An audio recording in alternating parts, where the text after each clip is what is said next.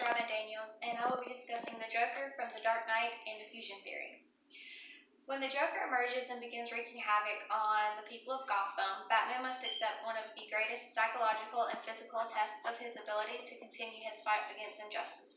I will use diffusion theory to prove this. Diffusion theory is how new ideas are spread among a group of people. There are 5 key themes of diffusion theory, and Fonte lists them in order in the book. 1. The characteristics of innovation that may influence its adoption. 2. The decision-making process that occurs when individuals consider adopting a new idea, product, or practice. 3. The characteristics of individuals that make them likely to adopt an innovation. 4. The consequences for individuals and society of adopting an innovation. And 5. Communication channels used in the adoption process.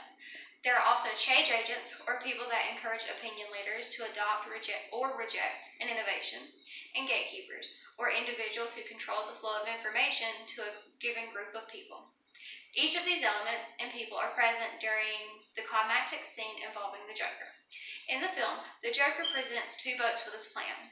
Over the boat's PA system, the Joker states, "Tonight, you are all going to be part of a social experiment.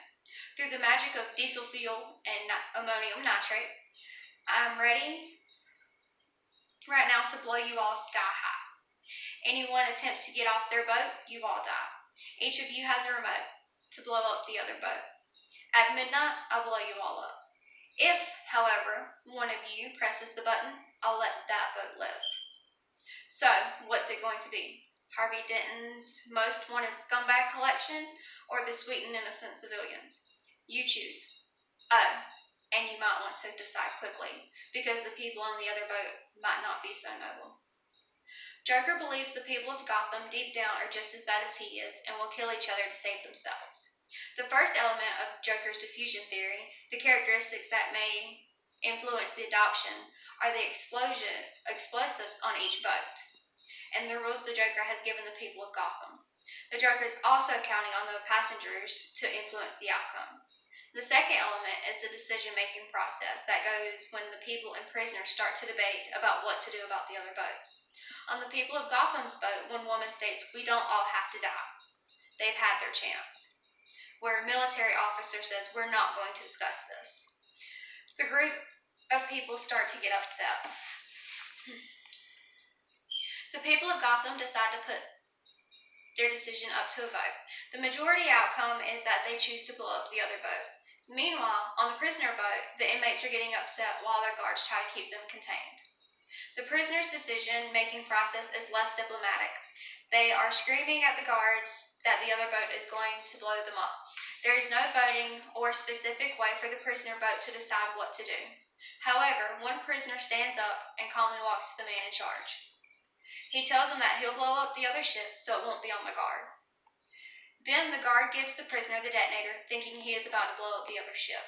However, the prisoner surprises everyone and tosses the detonator out the window, thus sealing the prisoner boat's fate.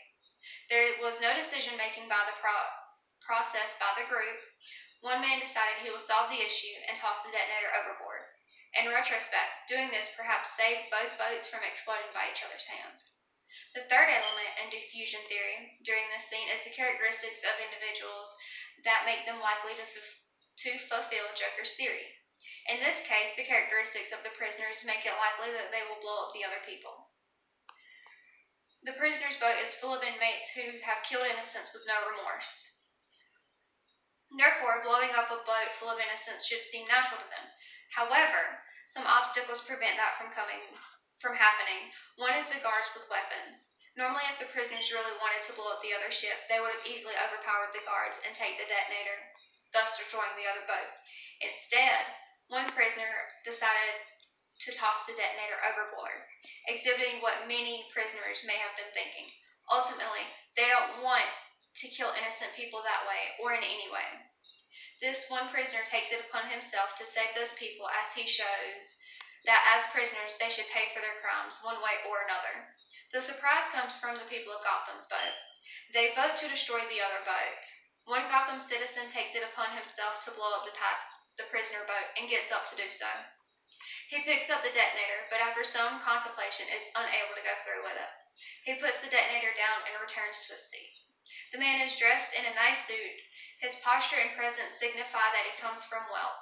However, like the prisoner, he could not take the lives of other people.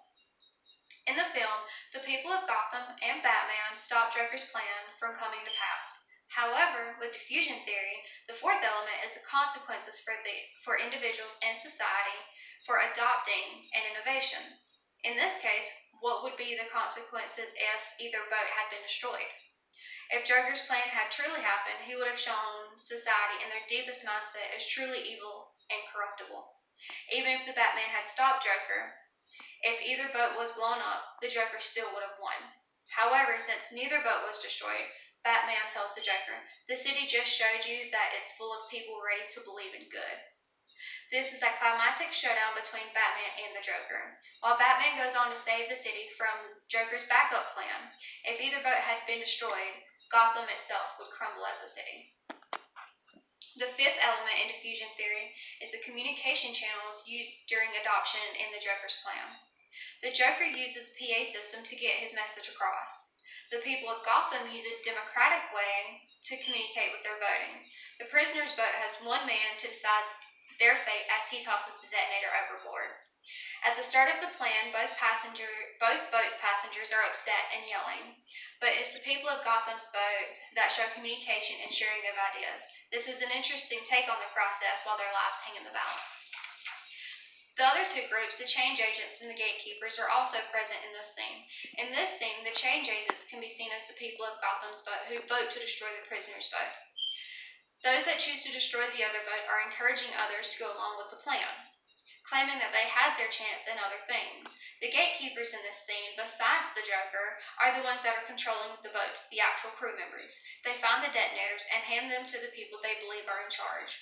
Once those people receive the detonators, they immediately become the gatekeepers and control the outcome.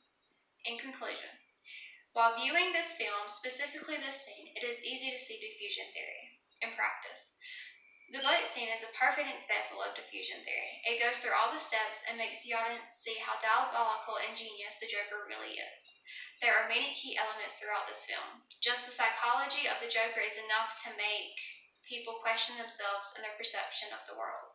As Alfred, Bruce Wayne's trusted butler and father figure, stated in the film, "Some men aren't looking for anything logical, like money.